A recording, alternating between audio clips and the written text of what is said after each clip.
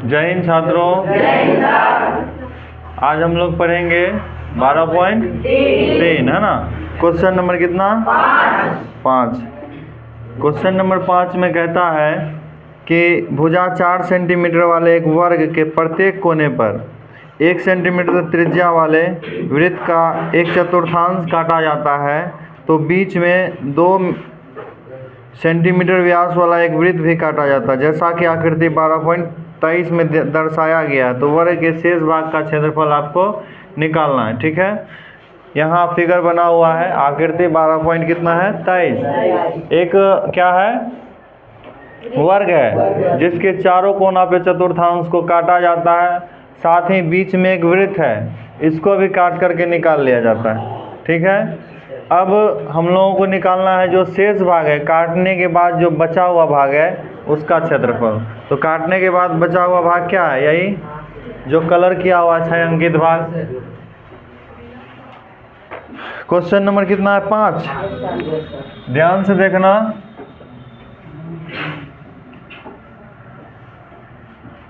ये वर्ग है, ठीक है। वर्ग का चारों भुजा आपस में बराबर होता है ना रे। इसमें बीच में एक वृत्त काटा है जिसका त्रिज्या 2 सेंटीमीटर त्रिज्या के व्यास है, देखिए तो।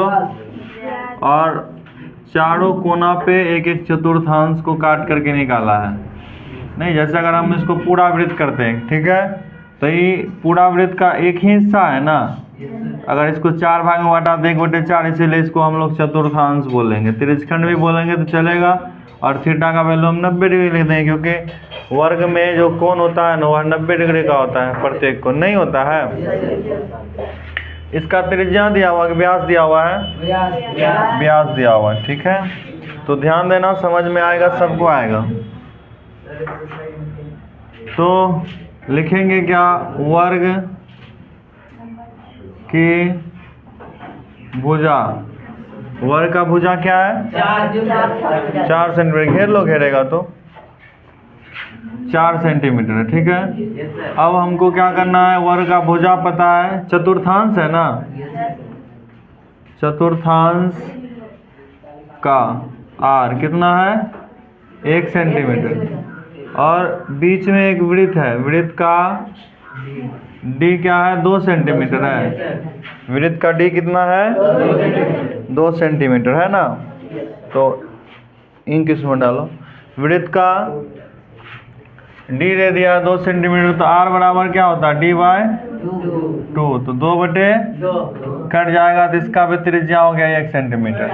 चतुर्थांश का त्रिज्या तो 1 सेंटीमीटर है ही ना। बीच में जो वृत्त है इसका त्रिज्या भी क्या है? 1 सेंटीमीटर। हम लोगों को निकालना छायांकित भाग। तो ये जो देखिए जो भाग दिख रहा है ना, यही भाग क्या है? छायांकित है ना।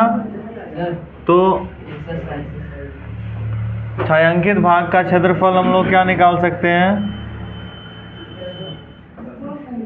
छायांकित भाग का क्षेत्रफल। तो क्या करना होगा? पूरा वर्ग का क्षेत्रफल निकाल लेंगे। वर्ग का क्षेत्रफल दिख रहा है रे, इसमें इंक कम है ना। उसमें से हम क्या करेंगे? वृत्त का चारों चतुर्थांश का क्षेत्रफल घटा देंगे ना। वृत्त का क्षेत्रफल माइनस चारों चतुर्थांश का क्षेत्रफल, चारों चतुर्थांश का क्षेत्रफल प्लस क्या कर देंगे? वृत्त का क्षेत्रफल, वृत्त का क्षेत्रफल। समझा क्या? पूरा वर्ग का क्षेत्रफल में से चारों चतुर्थांश का क्षेत्रफल को घटाएंगे और ये वृत्त का क्षेत्रफल घटाएंगे। अगर यहाँ माइनस करता है तो इसको घेरेंगे नहीं, घेर दिए मतलब ये दोनों को हम पहले जोड़ देंगे। चारों चतुर्थांश का क्षेत्रफल और वृत्त का क्षेत्रफल जोड़ के जितना आएगा वर्ग का क्षेत्रफल में से क्या करेंगे? घटा लेंगे। धूप आता तो उसको घेर लो ना।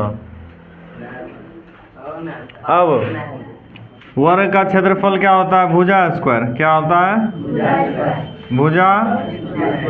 और चतुर्थांश का क्षेत्रफल क्या होता है? 1/4 पाई r स्क्वायर, है ना। 4 से गुना क्यों किए बताओ? क्योंकि 4 गो चतुर्थांश है ना, प्लस वृत्त का क्षेत्रफल पाई आर स्क्वायर। इसको सॉल्व कीजिए, आ जाएगा आंसर। किसको? हाँ, अब देखिए इसका भुजा क्या है, 4 सेंटीमीटर, तो 4 का स्क्वायर, फिर यहाँ 4, यहाँ देखिए 4 4 कट जाएगा, पाई आर स्क्वायर क्या हो जाएगा, जोड़ देंगे अगर तो 2 पाई आर स्क्वायर नहीं हो जाएगा, तो आप यहाँ 2 पाई आर स्क्वायर कर दीजिए, बनाना थोड़ा सा आसान हो जाएगा।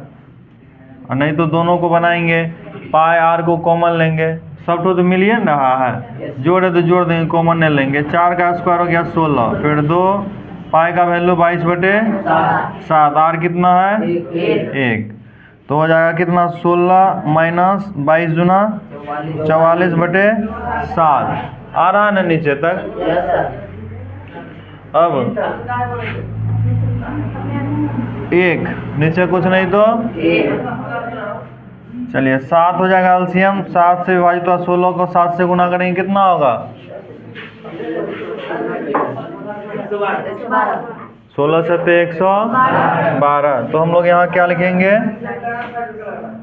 7 7 अगर विभाजित हो जाता है तो क्या करेंगे 44 है ना, 1 से विभाजित होता है, आप घटा दो इसको, 12 में 4 गया तो 8, और यहाँ 10, 10 में 4 गया 6, 68/7 वर्ग सेंटीमीटर। ये हो जाएगा छायांकित भाग का क्षेत्रफल। छायांकित भाग ये सब है ना, ये सब का क्षेत्रफल क्या हो जाएगा 68/7 वर्ग सेंटीमीटर। इसको चाहेगा तो तुम भाग कर सकता है, नहीं तो कोई दिक्कत नहीं, इतना ही होगा आंसर। ठीक है, समझ में आया सबको? एक बार आंसर चेक कर लीजिएगा, ठीक है।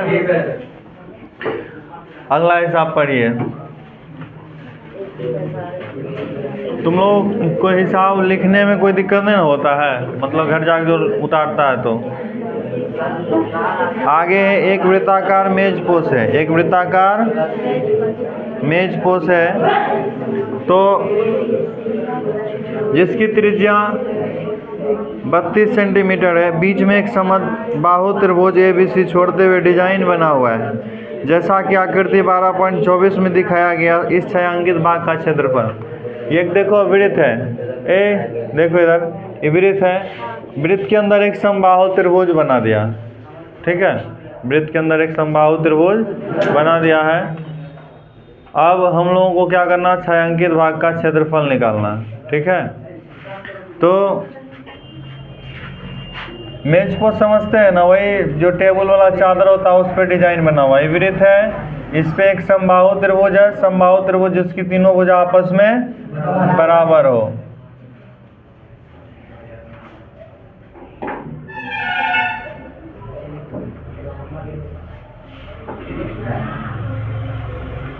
ठीक है, ये डिजाइन बना हुआ है।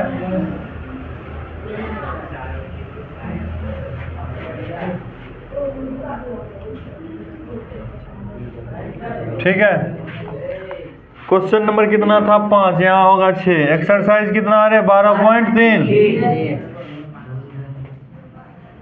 देखिए क्वेश्चन नंबर 6 में कहता है, इसमें छायांकित भाग, ये डिजाइन जो है ना उसका क्षेत्रफल, तो वृत्त का क्षेत्रफल में से समबाहु त्रिभुज का क्षेत्रफल घटा देंगे, लेकिन समबाहु त्रिभुज का ना यहाँ भुजा दिया हुआ है, वृत्त का आर नहीं दिया। आर निकालने के लिए बहुत मेहनत करना, लेकिन एक प्रमेय होता है, किसी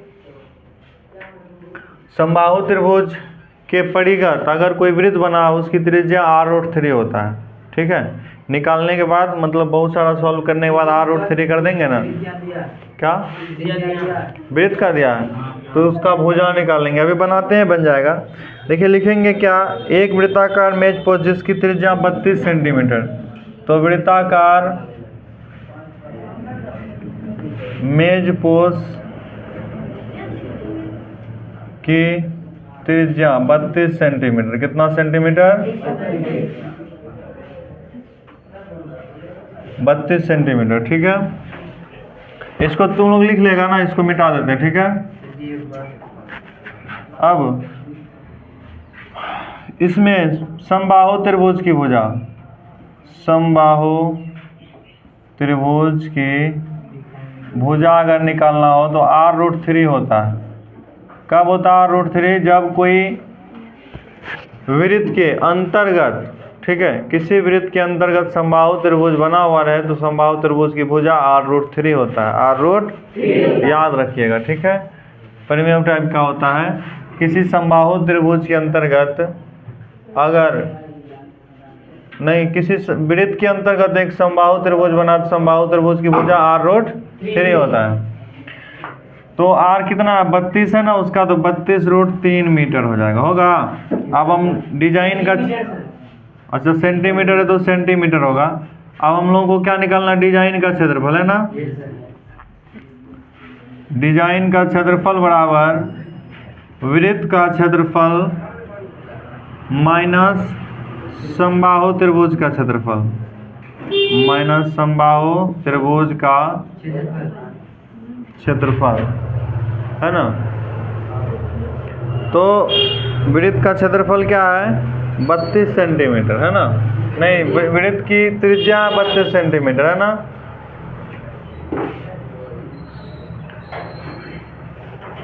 वृत्त का क्षेत्रफल होता है πr²। क्या होता है, πr। और समबाहु त्रिभुज की भुजा √3/4a² होता है ना।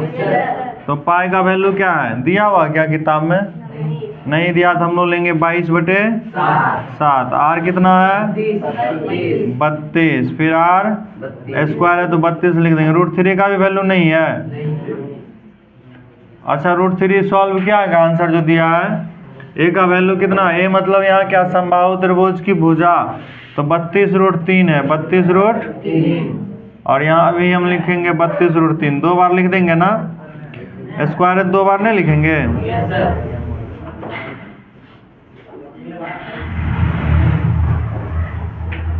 ठीक है, किसी को कोई दिक्कत, देखिए यहाँ 4 8 32 कटेगा। अब यहाँ √3 है, √3 गुना करके 3 हो जाएगा, तो √3 गुना करके होगा 3, होगा ना। तो 3 को हम 32 से गुना करेंगे, फिर 8 से गुना करेंगे, तो 32 गुना कितना करना है, 3 गुना 3, फिर से गुना कितना 8, तो 768 हो जाएगा। कितना होगा, 700√3, यही ना। अब यहाँ 32 22 को गुना कीजिए, 32 गुना 22, तो क्या हो जाएगा, 22,568,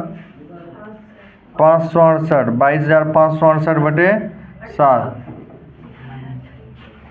68 नहीं 28 है।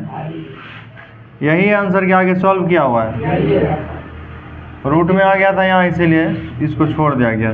तो वृत्ताकार मेज पोस्ट में जो डिजाइन बना हुआ है ना, वो डिजाइन का हम अभी क्या निकाले, क्षेत्रफल।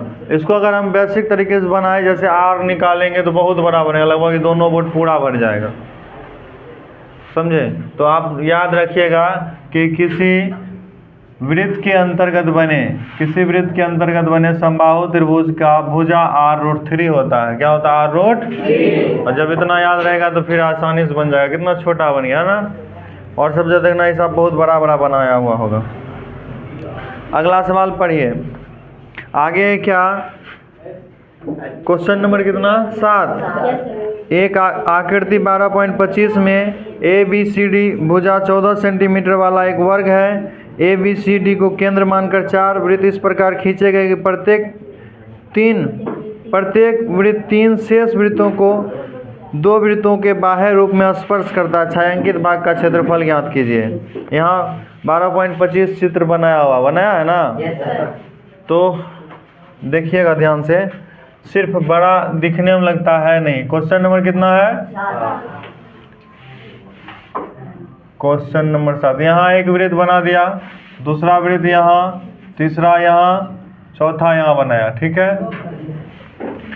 अब ये वृत्त का भुजा दिया हुआ, वृत्त का भुजा दिया हुआ है, तो हम लोग आगे बना सकते हैं क्या। क्वेश्चन नंबर 7 ना, लिखेंगे वृत्त है क्या, वर्ग है ना। वर्ग का भुजा क्या दिया है, 14 सेंटीमीटर। तो वर्ग की भुजा 14 सेंटीमीटर, ठीक है। ध्यान दो, अगर यहाँ से यहाँ तक पूरा 14 सेंटीमीटर, तो ये जो वृत्त है, ये 2 वृत्त मिलकर के 14 पूरा किया है ना, तो आधा इसका क्या हो जाएगा, 7 नहीं होगा, तो वृत्त की त्रिज्या 7 सेंटीमीटर हो जाएगा। क्या होगा वृत्त की त्रिज्या 7 सेंटीमीटर। यहाँ लिखेंगे वृत्त की, वृत्त है कि चतुर्थांश है? क्वेश्चन में क्या लिखा है, वृत्त लिखा है। हाँ वृत्त है। तो वृत्त का त्रिज्या r बराबर आप क्या लिख सकते हैं, 14/2 लिख सकता है, क्योंकि 14 को 2 भाग में बांटा, नहीं बांटा है, तो इसका 7 सेंटीमीटर हो जाएगा। क्या हो जाएगा, 7 सेंटीमीटर। यहाँ से यहीं तक हमको देखना है, इधर बाहर से कोई मतलब नहीं। इस भाग को क्या किया, कलर कर दिया, अर्थात छायांकित कर दिया इसको, नहीं रे। तो आपको छायांकित भाग का क्षेत्रफल निकालना है, इस भाग का। तो छायांकित भाग का क्षेत्रफल निकालने के लिए, छायांकित भाग का क्षेत्रफल निकालने के लिए क्या करना होगा, वर्ग का क्षेत्रफल माइनस 4 गुना चतुर्थांश का क्षेत्रफल। 4 गुना चतुर्थांश का, ये हो गया चतुर्थांश आपका। क्या हो गया, यहाँ से वृत्त का एक अंश है तो चौथे भाग होगा ना। तो वृत्त वर्ग का क्षेत्रफल क्या होता है, भुजा स्क्वायर। क्या होता है, और 4 गुना चतुर्थांश का क्षेत्रफल 1/4 पाई r स्क्वायर होता है ना रे, नहीं होता है, बोलो न रे। अब भुजा का वैल्यू कितना है, 14 सेंटीमीटर। तो 14 का स्क्वायर 4 4 कट जाएगा, नहीं कटेगा, दिख रहा ना सबको। अब पाई का वैल्यू क्या आ गया, 22 यहाँ स्क्वायर है तो 14 का स्क्वायर कर दीजिए, तो 7 दूना 14। अब 14 का स्क्वायर 196 नहीं होगा, 14 दूना 28, 28 गुना 22 करेंगे ना, तो 28 गुना 22 करेंगे तो 28 दूना 56 और फिर 56, तो 6 5 11, 616 होगा। क्या होगा, 600, कहीं गलती कर दिया हम लोग। इसका देखिए r कितना है, 7 सेंटीमीटर है ना, तो यहाँ 14 कैसे लिखे, 7 में लिखेंगे। वही तो, क्या जब बताए तो वही तो पहले देखता ना। चलिए गलती बात है, यहाँ हम लोग क्या किया, r का वैल्यू 14 जो लिखे ना, यहाँ 7 लिखना था। कैसे, क्योंकि 14 तो भुजा है ना, r निकाले तो 7 निकला, तो यहाँ हम लोग 7 लिखेंगे। क्या लिखेंगे, 7। कैसे पता चला गलती हो गई, क्योंकि इसका वैल्यू ज़्यादा हो रहा था, 616 हो रहा था। अब छोटा में बड़ा घटता तो माइनस में क्षेत्रफल नहीं आता, समझे, इसीलिए। तो 7 7 क्या हो गया, कट गया, 22 7 154, तो 6 में 4 गया तो कितना 2, 9 में 5 गया तो 4, 42 वर्ग सेंटीमीटर छायांकित भाग का क्षेत्रफल होगा। क्लियर है, किसी को कोई दिक्कत? अगर किसी को कोई दिक्कत है तो पूछो, हम बता देंगे फिर से दोबारा, पूछ सकते हैं। अगर समझ में आ गया होगा तो अगला हिसाब पर हो।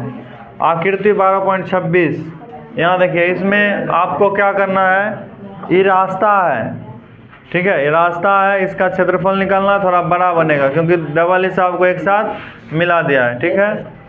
क्वेश्चन नंबर 8 को आप लोग एक बार शांति से पढ़िए।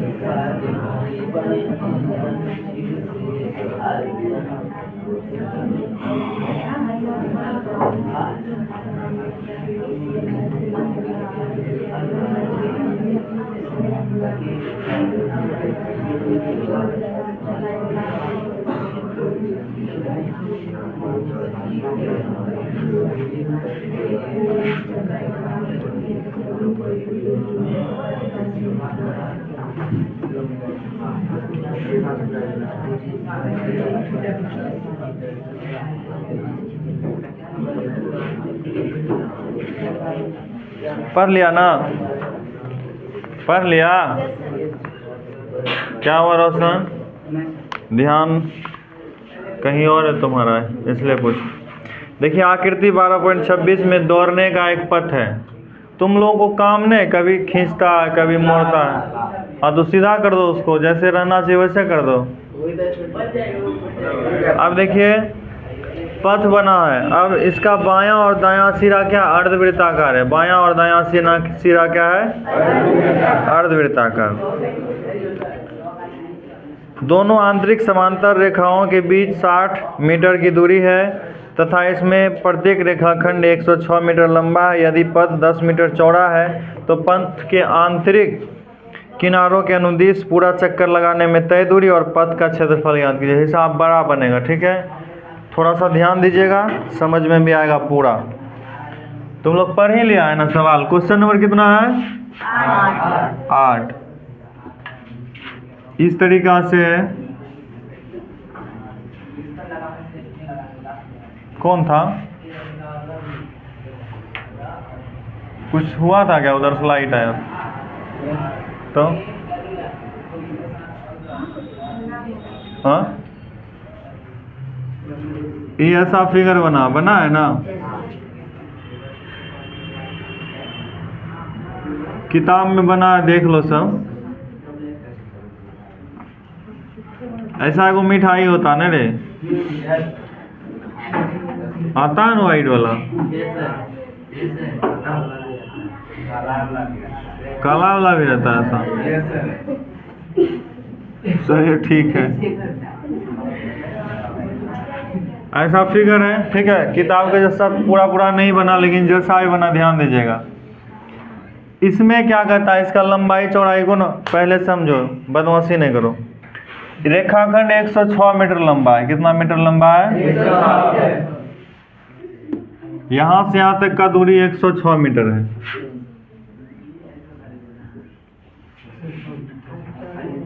मीटर है कि सेंटीमीटर है?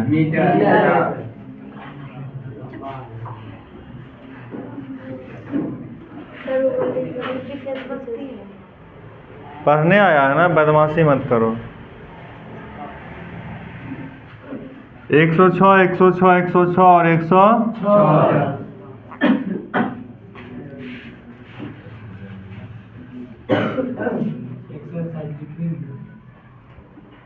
ये क्या है? अच्छा, अब देखिए क्या 10 मीटर चौड़ा है प्रत्येक बार। हाँ, हम क्या बोल रहे हैं, 10 मीटर। अगर यहाँ 10 है तो यहाँ भी 10 होगा, यहाँ भी 10 होगा और यहाँ भी 10 होगा। उसके बाद और कुछ दिया हुआ है इसका, क्या इसका और कुछ नहीं दिया है? दिया हुआ है बीच का दूरी, दोनों का बीच का दूरी क्या दिया हुआ है? रेखाखंडों के बीच का दूरी 60 मीटर। मतलब क्या, यहाँ से यहाँ तक है ना 60 मीटर। ये क्या है? 60 मीटर। ये 60 है तो ये भी क्या होगा? अब बाहर वाला देखा जाए तो यहाँ से यहाँ तक 60 है, इधर 10 और 10 तो क्या हो जाएगा 80। 60 में 80 नहीं होगा? बड़ा है, लेकिन वर्ग और चतुर्थांश वर्ग हम लोग आयत का क्षेत्रफल निकालते हैं ना, वैसे निकलेगा। और यहाँ से देखिए ये क्या अर्धवृत्त है, यहाँ से यहाँ तक ये अर्धवृत्त नहीं बन गया?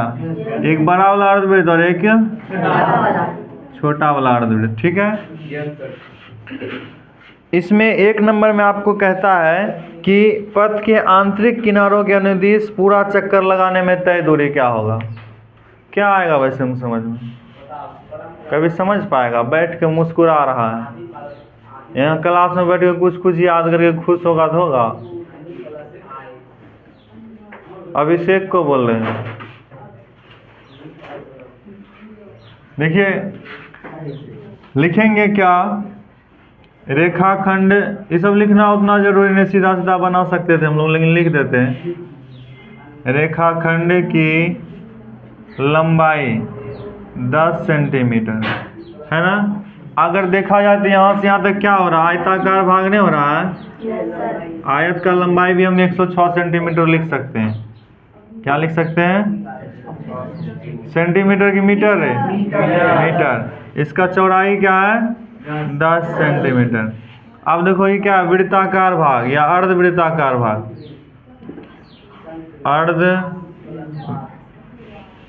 अर्धवृत्ताकार भाग का D 60 सेंटीमीटर लिखेंगे। कैसे लिखेंगे? क्योंकि किताब में क्या कहता है, दोनों रेखाखंड के जो बीच का दूरी है ना 60 सेंटीमीटर। क्या है? 60 सेंटीमीटर। अर्धवृत्ताकार भाग एक छोटा वाला है ना, एक बड़ा वाला है। इसका R निकालेंगे तो D/2, तो क्या हो जाएगा 60/2, तो 30 सेंटीमीटर। क्या होगा? सेंटीमीटर नहीं, मीटर। क्या होगा रे? मीटर। इंक डाला था इसको, अच्छा कर देते सही, इंक डाला था। सब में मीटर होगा, हम गलती सेंटीमीटर लिख देते हैं। अब अर्धवृत्ताकार भाग जो है ना छोटा वाला, यहाँ लिख देते हैं छोटे अर्धवृत्ताकार भाग। उसके बाद लिखेंगे बड़े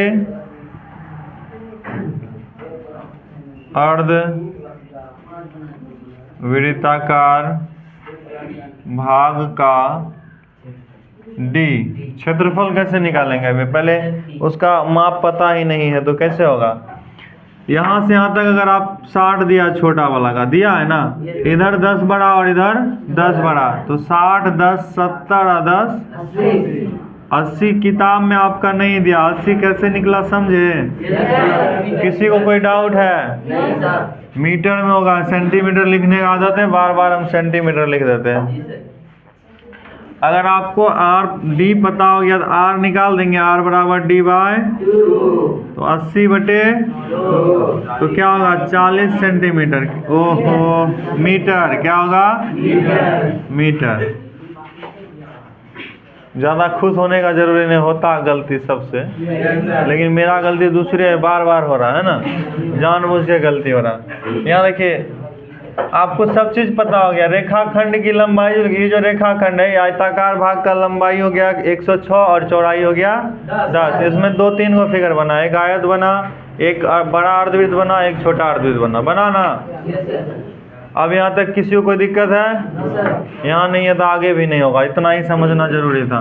अब कोई आदमी क्या करता है, पथ के आंतरिक अनुदिश, आंतरिक मतलब अंदर अंदर, यहाँ से इतना दूरी तय करता है, तो कहता है जो दूरी तय किया, दूरी तय करने में कितना होगा, मतलब तय करना होगा दूरी। तो लिखेंगे 1 नंबर में क्या है सवाल? आंतरिक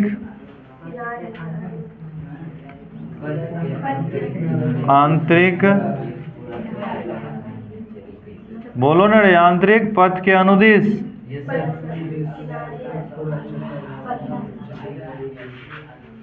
क्वेश्चन भी नहीं पढ़ा कोई ना, ऐसे में क्या समझ में आएगा? पूछ रहे हैं तो सब मुंह देख रहा है। पथ के आंतरिक किनारों के अनुदिश ये पूरा चक्कर लगाने में तय दूरी, तो आंतरिक पथ के अनुदिश पूरा चक्कर लगाने में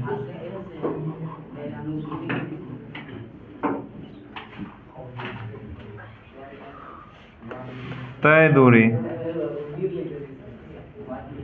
मतलब पूरा जो घूमेगा। देखो यहाँ से इतना तो हम लोगों को पता है, 106 है ना, तो 106 मीटर और 106 मीटर, इसको दोनों को जोड़ देंगे।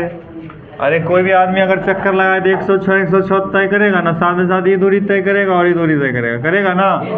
तो 2 को अर्धवृत्त आ गया, इसमें आया ना, प्लस 2 गुना अर्धवृत्त का परिधि, दूरी जो निकालते हैं उसको परिधि ही ना बोलते हैं। तो 106 क्या होगा 212 मीटर, प्लस 2 गुना अर्धवृत्त का परिधि क्या होता है 2πr, वृत्त का परिधि होता है ना, आधा कर देंगे तो अर्धवृत्त, तो 2 कट जाएगा, 2 क्या होगा कट जाएगा। यहाँ हो गया 212 मीटर प्लस पाई का वैल्यू 22/r कितना है? अच्छा, ये जो अर्धवृत्त है कौन है? छोटा अर्धवृत्त। कौन सा? आंतरिक है, तो अंदर अंदर देखना है ना, तो आप यहाँ लिख सकते हैं छोटे अर्धवृत्त। ठीक है, लिख लेना तुम लोग, जब बनाएगा मैथ तो सॉल्व करेगा जब, तो क्या कौन 2? ये 2। अच्छा, ये 2 छूट गया, इसको लिखना पड़ेगा। 2 पाई का वैल्यू 22/7, आर कितना है 23, आर रे अब सॉल्व कर लेगा।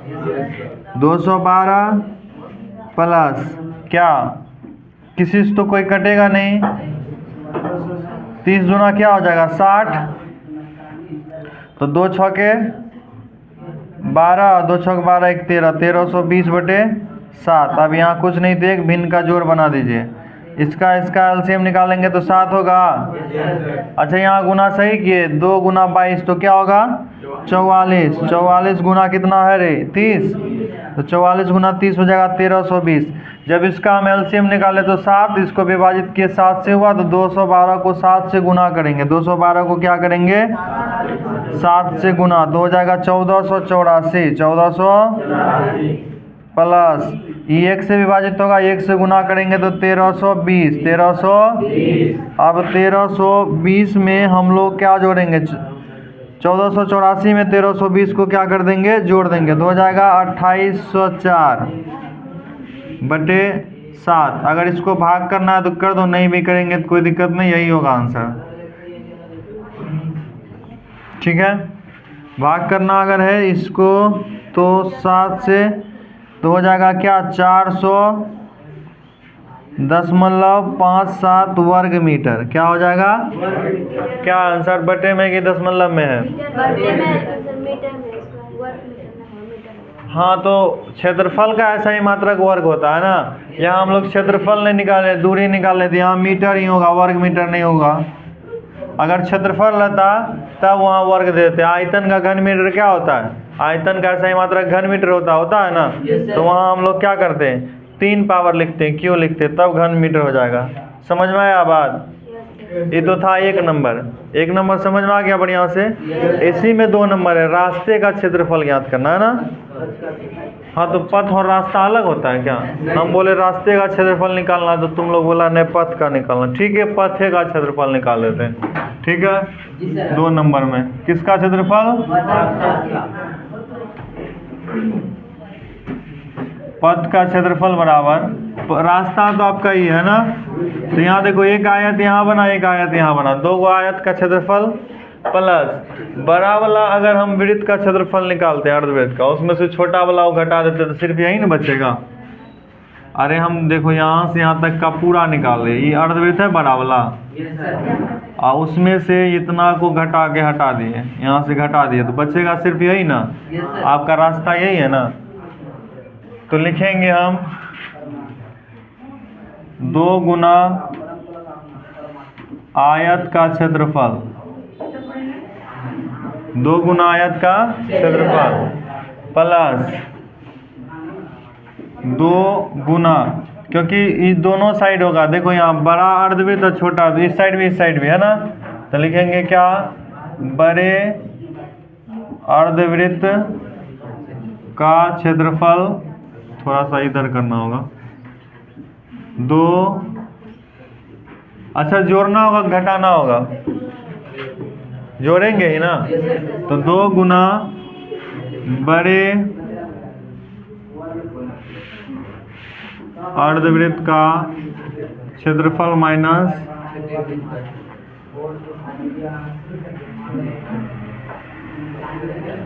का क्षेत्रफल।